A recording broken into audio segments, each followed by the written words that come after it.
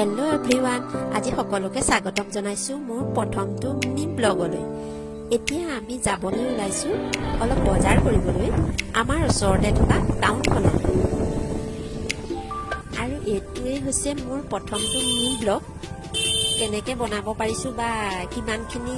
ভাল কৰি আপোনালোকক দেখাব পাৰিম নাজানো বাৰু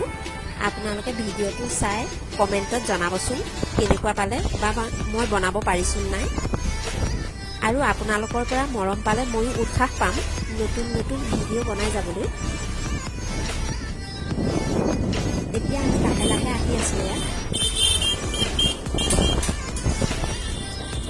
এয়া আহি আমি লাহে লাহে টাউন পাইছোহি আৰু